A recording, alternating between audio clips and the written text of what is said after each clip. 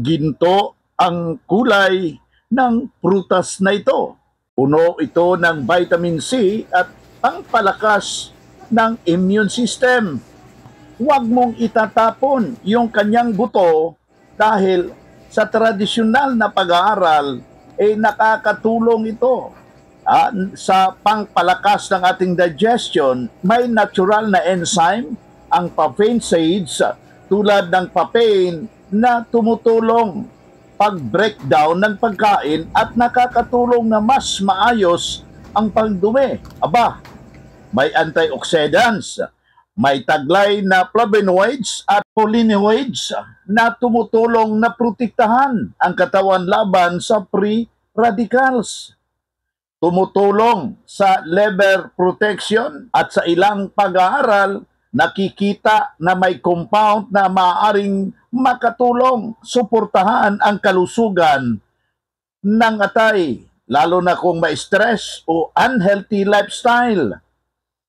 Natural na antibacterial properties, may mga findings na ang papaya seeds laban sa ilang uri ng harmful bacteria panlaban sa digestive infection.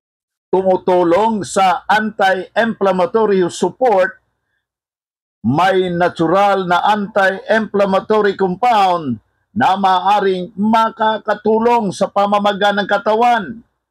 Pwedeng makakatulong sa kidney supports. Sa ilang small studies, nakikita na may protective effect laban sa kidney, stress, inflammation, pang-control ng sugar at based sa study. May mga research na nagpapakita ang papaya seeds ay may potensyal sa pag-regulate ng blood sugar at fats, pero hindi ito treatment. Mahalagang paalala, huwag sobrahan, teaspoon ng powdered seeds per day para sapat lang gamitin bilang natural support.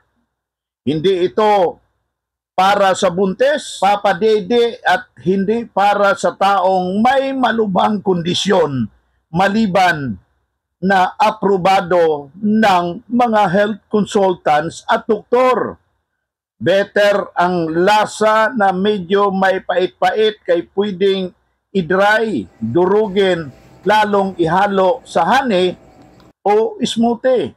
Ibahagi mo sa ating mga ka-followers para makatulong tayo ng gabay. I-komento sa baba para sa karagdagang ano ang magandang nakakatulong sa iyo. Salamat po!